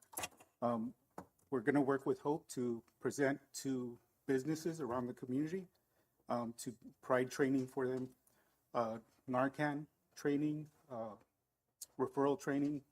We get to be able to show the businesses how to refer to Mariposa Community Health Center, whether it be domestic violence or opioid abuse, substance use. So that's part of the training that we're going to do with Hope. Mariposa is going to be part of our program director, along with myself and 3 other officers. The U of A Prevention Research Center, they're going to help evaluate this program and this grant. So Mayor was right, it's about $300,000. $40,000 would be for Hope to help us with our message for opioid abuse. Mariposa is going to get, I believe, about $40,000 as well, or $45,000, to help with that, to direct the program. And then U of A PRC, which is a Prevention Research Center, to evaluate the program, will also get $40,000. And that's all reimbursable through that SAMHSA grant. Thank you so much. I just need a little more clarity or light on that. But I love the program. It's something that, especially living in a border area, we need it. So thank you so much for the work you do on that. You're welcome. Go ahead, Mr. Bonilla. Officer Bermudez, I'm seeing here 40,000 for Hope, but I'll use want to ask a question here for Mariposa Community Health. It's 45,000. Would you know what department this money is going to, or is this money just going towards Mariposa and they decide to what department they distribute the money? I'm not sure exactly. specific department, but I know that I'm working with Yara Castro. She's the one that will help direct the program, help manage the programs, I'm sorry. But so whatever department she's at, Oh, will okay. fall under her purview. All right, thank you. Thank you, Mr. Bermudez. And that's, as to what I read in the order, that's an amount for the next 4 years. So in total, we're looking at $1,418,676. Yes, that's completely Yes, reimbursed in 4 years. the city. Thank you, sir. So with that said, motion, we have first and second. All in favor? Aye. All opposed? Motion passes. Thank you. Thank you, Mr. Bermudez. Great job.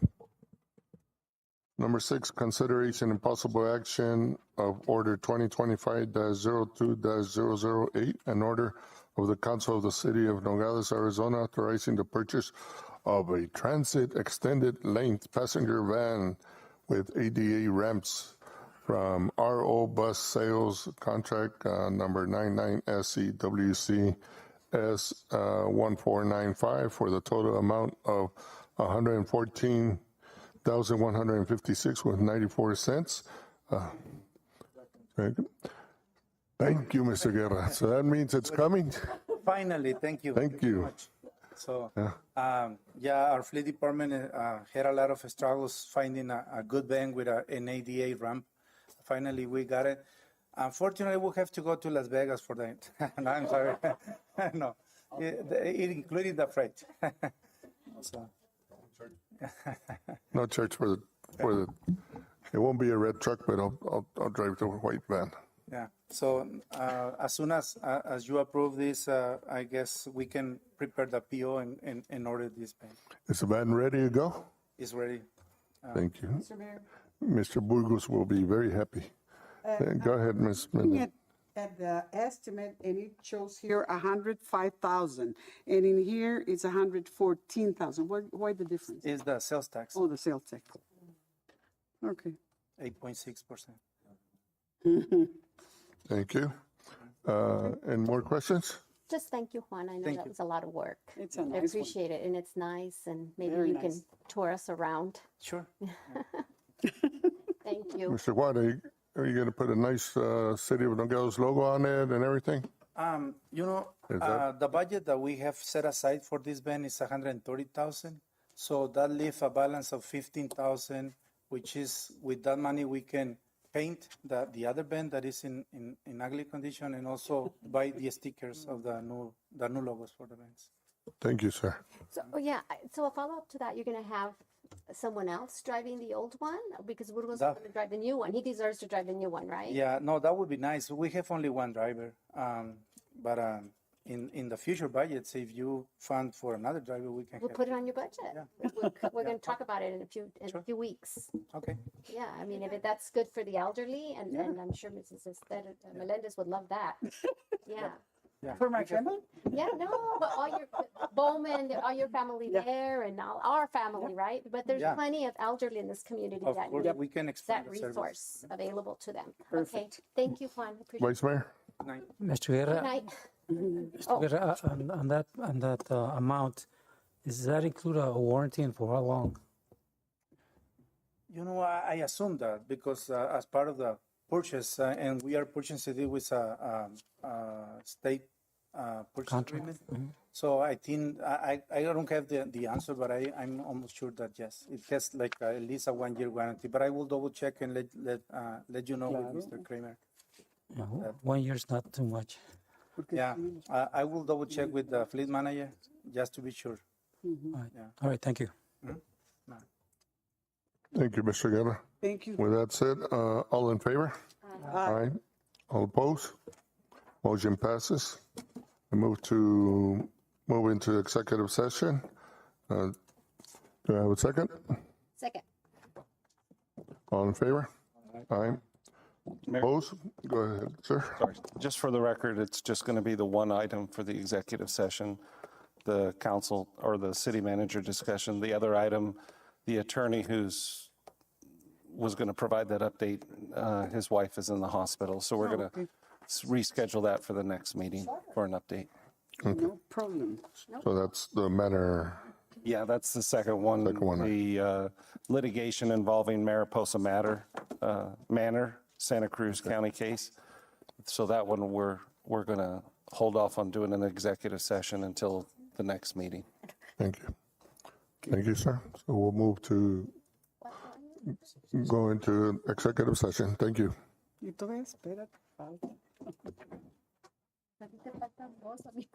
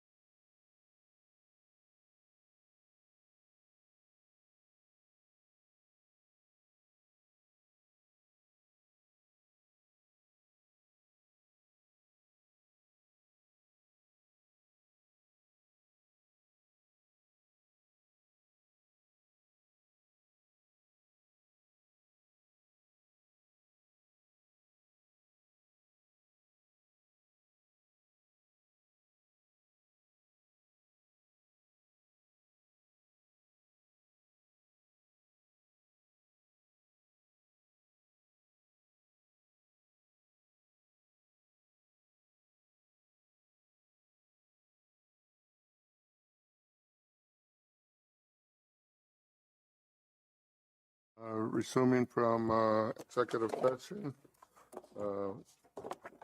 we move to item number 13, discussion item. Number 1, discussion and possible action, appointment of Joe Kramers as city manager and approval of employment contract.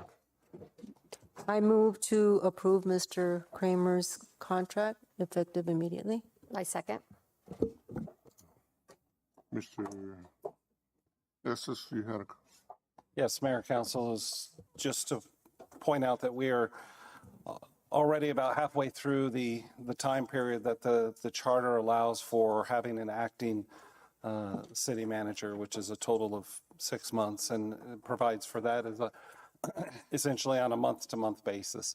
And the council's indicated that they are happy and pleased with Mr. Kramer's performance and want to appoint him as the permanent city manager to move forward with accomplishing the council's goals and objectives. And this contract provides for that. The contract's attached to the agenda and spells out those terms and conditions and obligations that are met. I will point out just the one amendment to the contract will be a provision that that continued insurance coverage is provided subject to approval by the insurance company, whatever their policies are for that provision.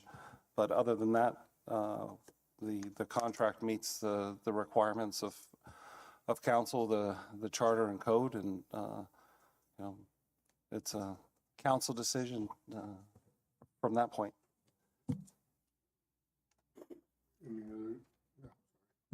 Any other discussion? Okay. With that said, all in favor? Aye. All opposed? Congratulations, Mr. Kramer. Motion passes.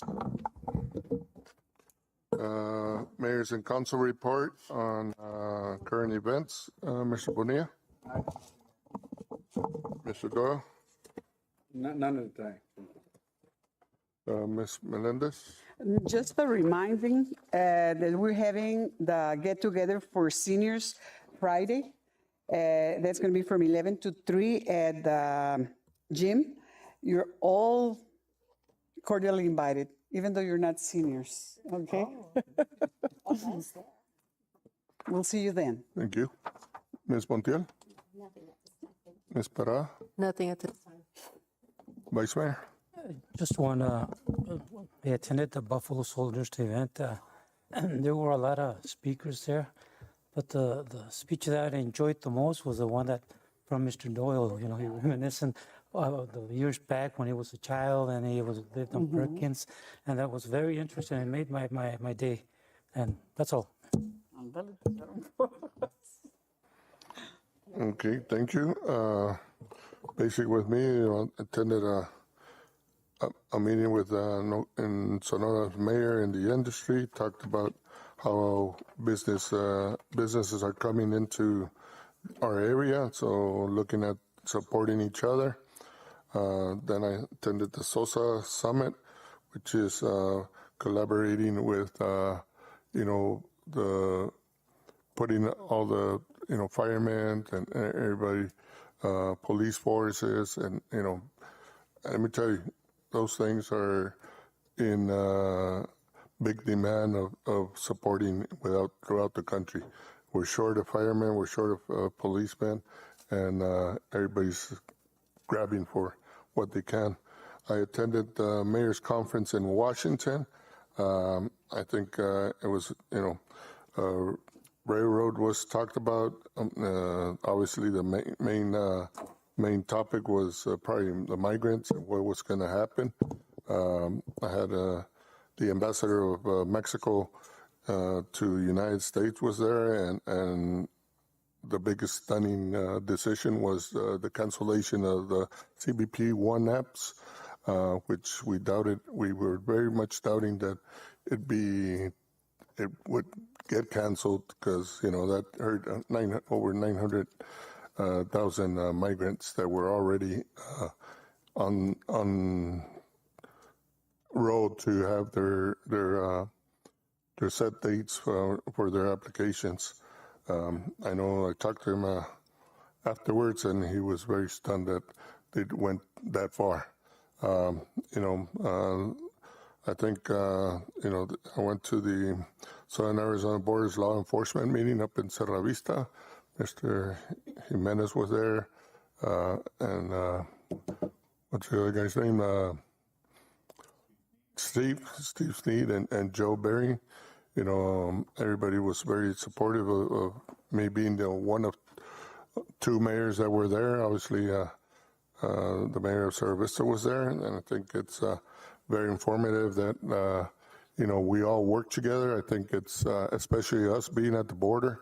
That was the biggest thing, and we have that grant, $10 million grant that PD has to get in communications with not only locally but state and federal agents, so they could react the way they should in their any circumstances, especially here that we have all the mix of agencies in our community. And they gave some examples of some cases where Border Patrol couldn't connect with regular service of police and stuff like that. And it's very alarming that you don't know what the helicopter's looking down and you can't see what's on the other side of the car. So all that is well, I think Mr. Jimenez and Mr. Sunida learned a lot, and I learned a lot from that, being there in that conference. Tucson Hispanic Chamber was the governor's State of the State, and I think it was a great event also, and I think the governor is really supporting our, the state and trying to push back as much as she can, and she'll work with us. So I did have Marisol, the representative for the governor, has always been in contact with me. We talk or text at least once or twice a week, and I think the governor really has the eyes on the support for the city. And this is, I think, council, all this communication with everybody and is a big instrument for our community. That's, I think, something we have to have. Also attended the town hall, and just got invited to, actually tomorrow, I'll be going with Tucson, some agents from Tucson, Border Patrol, ICE, and everything in Mexico, where I think we're going to be talking about the border communication, the border crossing, and all the things with the migrants. So I think all those things are things that are very important to our community, especially for me. I've focused on the border crossings. I know we've had long lines this past week, but bear and behold, we had a holiday weekend that nobody knew. It's a constitutional day for Mexico, and a lot of people don't take it in consideration that, like I've always said, when it's a holiday over there, the first day of the weekend, it gets traffic coming north, and the last day it's traffic going south. That's why we had a lot of traffic on Monday. So thank you, Council, for all the support, and hope we continue to work on this. Any future agenda items? I have one. Ladies? Mr. Kramer, could you please look into playground equipment for kids over the age of 5 for the Chichea Park? And also lighting for the pickleball courts at the same park? Can you get back to us, please? Certainly, yes.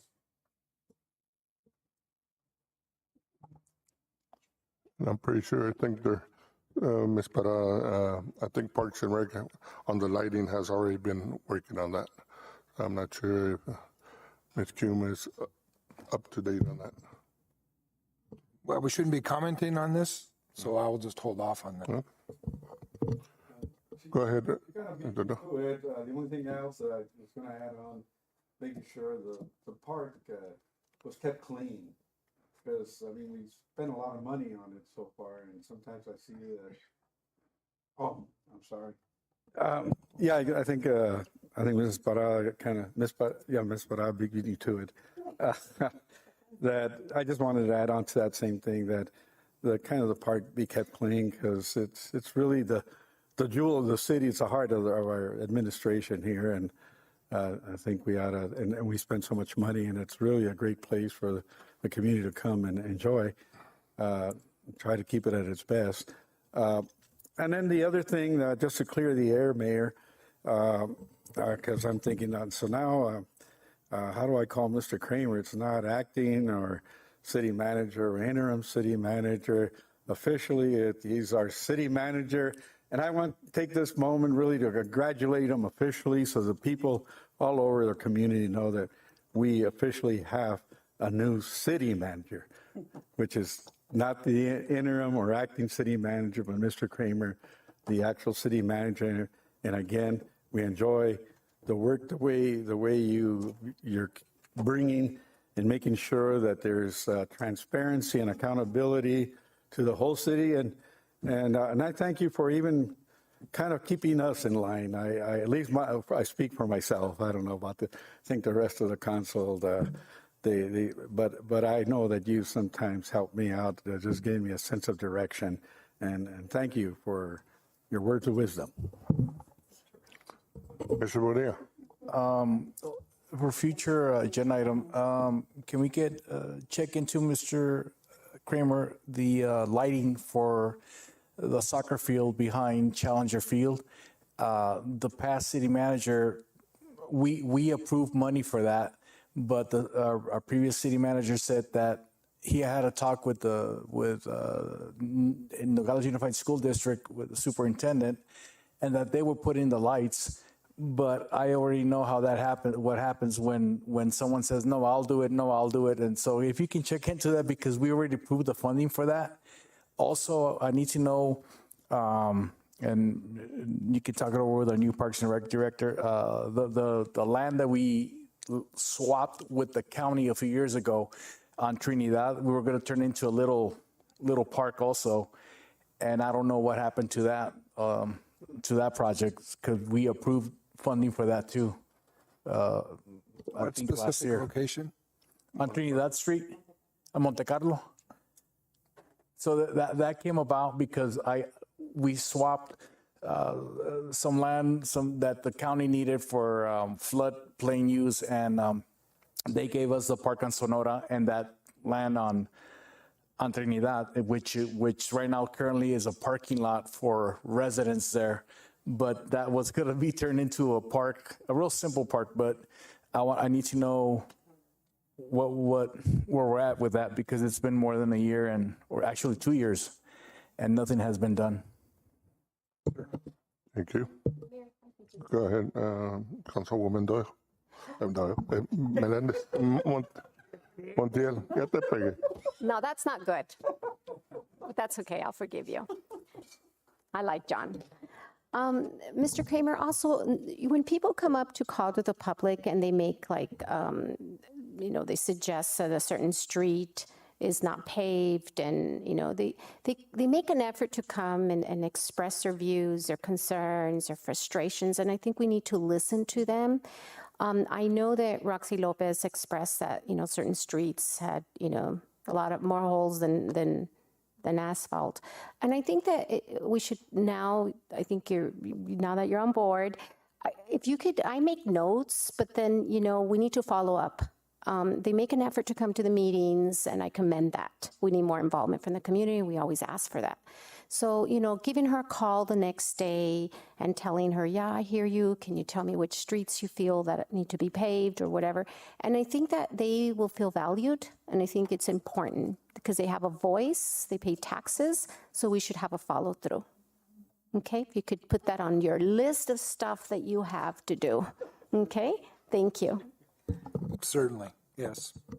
Thank you. Anybody else? Okay, move to adjourn this meeting. All in favor?